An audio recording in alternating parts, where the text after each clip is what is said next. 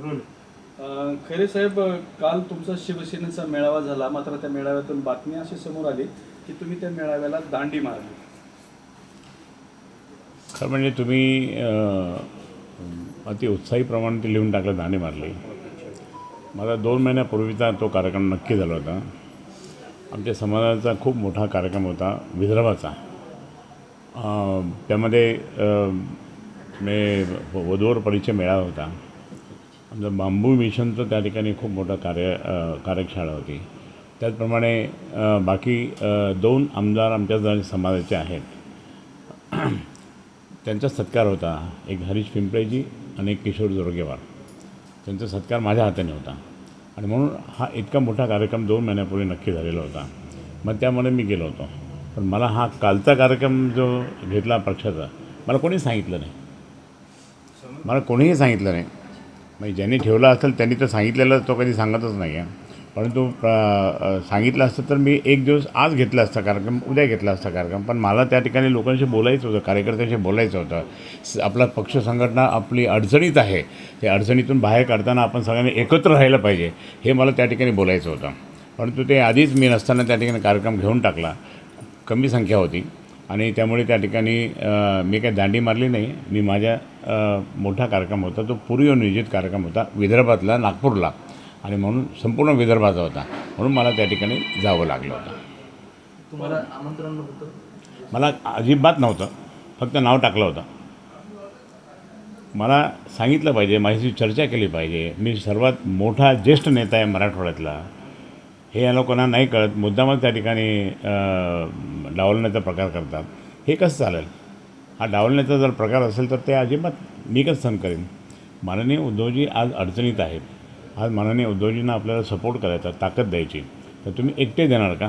आम्ही सगळ्यांनी जर एकत्र केलं, आंदोलन करायचं, पाण्यासाठी आंदोलन करायचं, हे तर आमचं नक्की ठरलं. मी मागे प्रेस घेतली त्यावेळेस सांगितलं. आणि माननीय आदित्य ठाकरे साहेब येणार आहे शेवटच्या वेळेस, मोठा मोर्चा काढताना. ही तयारी आता करायचीच ना. ही तयारी करत असताना कोणी दुसऱ्याला डावलून टाकायचं, आपण एकटंच करायचं, गडबडी करायची, हे मला बिलकुल आवडत नाही. मी शिवसेना प्रमुख माननीय बाळासाहेब ठाकरे यांचा कडवट शिवसैनिक आहे, कडवट. आणि माननीय उद्धवसाहेबांच्या नेतृत्वाखाली मी काम करतो. आणि जर असं असेल तर इतक्या म्हणजे सुरुवातीपासून, पहिल्या दिवशीपासून मी शिवसेनेमध्ये काम करतो. मी कुठेही गेलो नाही, जाणार नाही, कधीच जाणार नाही.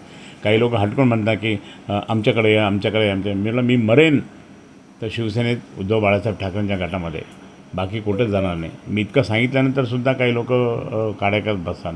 मी शिवसेना प्रमुख माननीय बाळासाहेबांचा मी कट्टर शिवसैनिक आहे. आणि मग इतकं असतानासुद्धा त्या ठिकाणी मुद्दामच काही डावलण्याचा प्रकार. आता अनेक जण कुठे कुठे जातं मला माहीत आहे. कोणी इकडं चाललं, कोणी तिकडं चाललं, कोणी तिकडं चाललं, कोणी काय करतं, कोणी कसं ॲडजस्टमेंट करतं, कोणी प्रश्न टाकून कसं ॲडजस्टमेंट करतात, हे सगळं आहे, मला माहीत आहे ना. पण मग हे असं असताना त्या ठिकाणी मला मुद्दाम डावलायचं. अरे पक्ष संघटना तुम्ही एकट्याने होतं का? मी आज जर समजा मला काही कार्यक्रम घ्यायचा असला पक्षाचा, मी प्रत्येकाला फोन करतो. एका साध्या शिवसैनिकाला फोन करतो. मी साध्या शिवसैनिक मी स्वतः फोन करतो. मोठ्या पदाधिकाऱ्यांचा करतो. भले ते उचलतात नाही उचलतात, परत 4 वेळेस फोन करतो, मग ते उचलतात. साहेब मी जरा इकडं होतो तिकडं होतो, हरकत नाही. पण मी करतो ना, आजही करतो ना मी. मग बाकीच्या यांना सांगायला काय हरकत आहे? मी माझ्या PA हे करतील नाही करतील दुसरी, पण मी स्वतः मी प्रत्येकाला फोन करतो. मग आता इतकं असतानासुद्धा पक्ष त्या ठिकाणी एक तर अडचणीत आहे. आणि असं असताना पक्ष मोठा करायचा, एकत्र राहायचं, ते दिलं सोडून आणि आपलं स्वतःच करतं, हे मला आवडत नाही. स्थानिक स्वराज्याच्या निवडणुकीच्या तोंडावर अशी गडबाजी होत असेल तर नाही, स्थानिक नाही, ऐकून घ्या ना. मी पहिल्या दिवशीपासूनचा शिवसैनिक आहे. आज जरी माननीय उद्धवसाहेबांच्या आशीर्वादाने मी नेता जरी असलो तरी त्या ठिकाणी मी स्वतः खूप काम करतो आहे. आणि आत्तापर्यंत मी स्थानिक स्वराज्य संस्थेच्या निवडणुका, जिल्हा परिषद, पंचायत समिती, नगरपालिका, महापालिकेत मीच काम केलेलं आहे. आत्ता ठीक आहे, आता येतात लोक ते पाहतात, परंतु त्या ठिकाणी आम्हीच काम केलेलं आहे पहिल्या दिवशीपासून. 1988पासून काम केलेलं आहे. त्यावेळेस मी शहर प्रमुख होतो. मग हे काय, हे माझा पक्ष मला वाढवायचा, मग टिकवायचा आणि मोठा करायचा. आता इतकं अडचणी आली की इतके जण फुटून गेले. रोज काहीतरी नाव येतं. कोणीतरी इथं काल परवा आम्ही जे आमच्या नेत्यांच्या बैठकीमध्ये एक उपनेत्या एक आली होती, तीसुद्धा काल गेली. म्हणजे काय चाललं? उद्धवसाहेबांना तुम्ही सोडून जाताय, बरोबर नाही आहे. उद्धवसाहेबांनी तुम्हाला किती मोठं केलेलं आहे, हे की ना.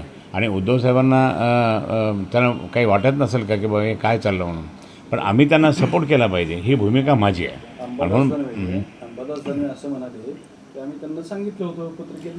नाही, मला सांगितलं नाही अंबादास दानवेनी. स्पष्ट सांगतो मी उद्धव साहेबांना सांगणार आहे आता.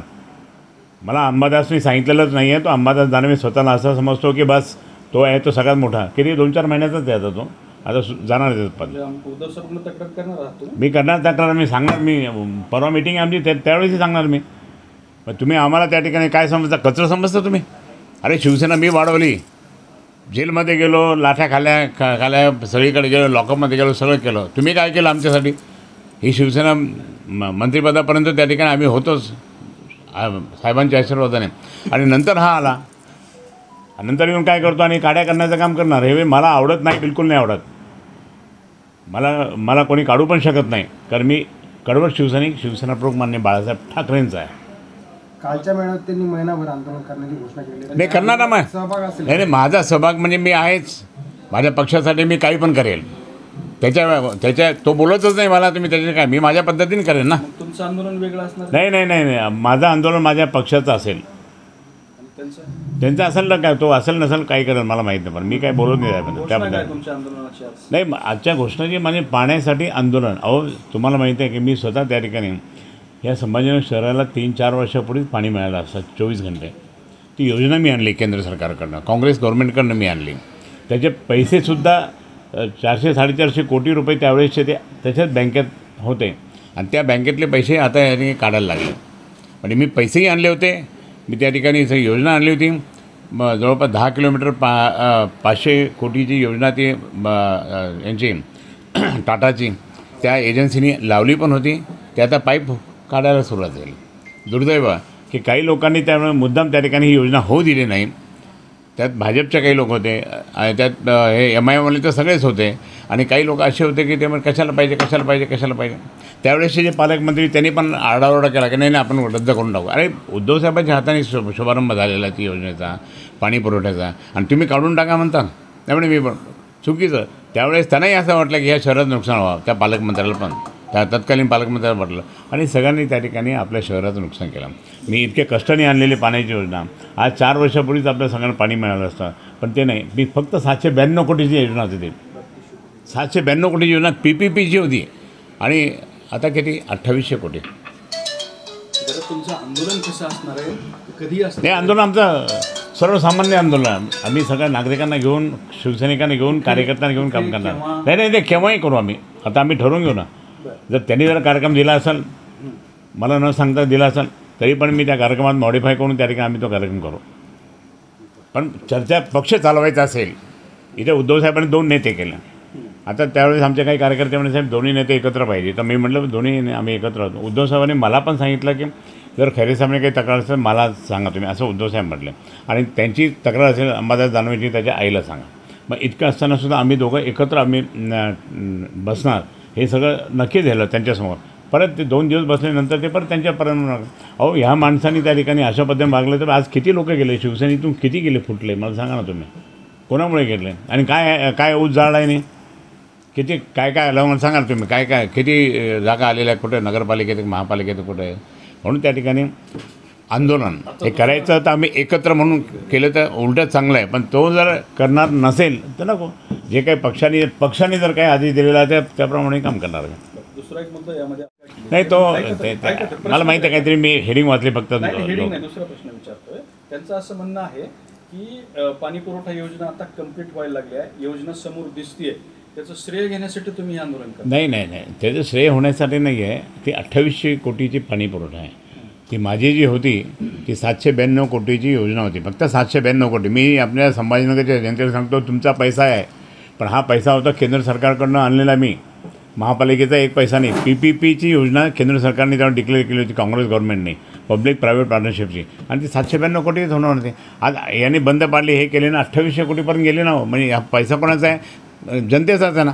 जनतेचं नुकसान. पाणी मिळालं नाही अजून. हे पाणी हे आणि हे कधी हे तिथे पैठणला कधी जाऊन पाहता का पाईपलाईन कुठं काय? आणि बैठका मी दर 3 महिन्यात बैठका घ्यायचो. माननीय उद्धवसाहेबसुद्धा त्या ठिकाणी ह्या पाणी योजनेच्या वेळेस मुख्यमंत्री असताना आठवड्यात बैठक घ्यायचे. मग इतकं असताना त्या ठिकाणी उगाच उद्धव साहेबांना किंवा आमच्या सगळ्यांना बोलायचं पाण्याचं श्रेय घेतात वगैरे काही नाही. त्याला काय आहे? काय ते दारू विक म्हणा फक्त, बाकी काय बोलू नको. त्यांचा दुसरा आरोप असा आहे तुमच्यावरती, गंभीर आरोप आहे की ह्या शहराची वाटच चंद्रकांत खैरे नाही, ह्या शहराची वाट मी लावली नाही. या शहर शांत ठेवण्याचं काम चंद्रकांत खैरेने केलं. या शहराचा डेव्हलपमेंट मी केलं. आज DMIC कोणामुळे आणली? आज मला सांगा, त्या ठिकाणी अनेक योजना आणल्या, त्या कोणामुळे आल्या? माझ्यामुळे आल्या. आणि मग म्हणून मी प्रयत्न केला. मी फुकट मला 20 वर्ष वगैरे लोकांनी काही ते निवडून दिलं. मी रिकामा बसलो नाही आहे. माझ्याकडे आजही सगळं रेकॉर्ड आहे, मी काय काय केलं. आणि लोकांना माहीत आहे ना, लोकांना त्या मंत्र्यांना माहीत आहे. ते मंत्री अजून काही आहे याच्यामध्ये केंद्रामध्ये किंवा काही आहे. आज वाट लावली नाही आहे. आज माझ्यामुळे त्या ठिकाणी शहर मोठं झालं. इतकंसं शहर होतं, मी पहिला हिंदू आमदार झालो 1990, इतकंसं शहर होतं. आज इतकं मोठं झालं. ते शहर इतकं मोठं होण्याचं कारण काय? हे शहर जे झालं आहे ते म्हणजे आम्ही सगळ्या दृष्टिकोनातून त्यांनी प्रयत्न केला. म्हणूनच ना, लोकप्रतिनिधी म्हणून माझी जबाबदारी पार पाडली आणि त्यातून त्या फॉलोअप केला खूप. आज कोणीच फॉलोअप करत नाही, काही करत नाही. ते असं म्हणतात की एवढा जर तुम्ही विकास केला असता तर लोकांनी तुम्हाला निवडून नाही, आता पैसे कोणी वाटले म्हणा? 120 कोटी रुपये कसे वाटले? दारूच्या बाटल्या कशा वाटल्या? घराघरात पैशाच्या नोटा कशा दिल्या? पोट्ट्यानी त्यांनी दोघांनी मिळून. मग काय कसे दिले? मग हे कोणामुळे झाले? तुमच्यामुळेच झालं ना. आज आज रडतात लोक की तुमच्यासारखा माणूस त्या ठिकाणी काम करणारा माणूस त्या ठिकाणी आज पराभूत झाला. आता कोणीच काही लक्षात नाही. लाईट गेले तर लक्षात. मी दर महिन्यात मीटिंग घ्यायचो इलेक्ट्रिसिटीची, दर महिन्यात घ्यायचो, 4 तास बैठक घ्यायचो. त्यामुळे अनेक प्रश्न सुटले. मी दर 3 महिन्यात त्या ठिकाणी म्हणजे ग्रामीण योजना आणि शहरी योजनेच्या मी बैठका घ्यायचो अनेक वेळेस. आणि मी खूप व्हिजिट करायचो. मी हे करायचो. वाट कोणी लावली? वाट तुम्ही लावली. लोकांना दारू पाजून त्या ठिकाणी लोकांना मतं घेतले. त्यांची दारू पाजून लोकांचे मतं घेतले. दारू पाजून हे मला ना नाही. व्यवसाय असला तर काय झालं की तुम्ही मग तर व्यवसाय पाहता, लोकांची सेवा नाही पाहत. आम्ही असं करतो का आमची म्हणजे व्यवसाय पाहायचा आणि लोकांना सोडून द्यायचं? असं नाही. हे त्याचं काम आहे. ते म्हणतात आता खैरे साहेबांनी नातवंड सांभाळावे. नाही, आता ते मी त्या थर्ड क्लास माणसाची काही बोलत नाही. त्याच्यामध्ये काही मला बोलायचं नाही. आता खासदार आहेत ते नाही, कसला आला आता खासदार? काय आला? दारू पाजून आलेला निवडून आलेला माणूस काय? मी 20 वर्ष होता, तो आता शिकाला 1 वर्ष झालं तरी काही दिसतं काय काम त्याचं? मग अशी ते बोलताना म्हणले नाही, आता काही मला काही त्याचं काही बोलूच नका मला. नाही, त्याचं काही बोलूच नका. त्याचं संजय शिरसाटांनी तुम्हाला पक्षात येण्याची ऑफर दिली होती ना, तर ते म्हणले की आम्ही पक्षात घेणार नाही. अरे पण त्यांनी तुम्ही काहीतरी असं बोलू नका. कोणी काही मजाक नाही म्हणतं. मी तुम्हाला आत्ता याच्या आधी काय सांगितलं? मी मेलो तरी शिवसेना सोडणार नाही. बाळासाहेब ठाकरेंची शिवसेना उद्धव साहेबांच्या नेतृत्वाखाली. आता इतकं बोलल्यानंतर सुद्धा मग मला माझी मारायची वाट पहा. मग हे करा. असं उलटं पुलटं बोलू नका तुम्ही. शिरसाट असं बोलतो, शिरसाटचं ते जमतं का दोघांचं? नाही जमत. कोणाकोणाचं? त्यांनी दोघांचं जमत नाही. कशामुळे? आता जाऊ दे. आता कशामुळे वगैरे जास्त बोलू नका. उगाच जास्त जे कामाचं बोला. अजून कोणाकडे? ठीक आहे, सगळं आलं आता. ओके. जय हिंद, जय महाराज. जय महाराज.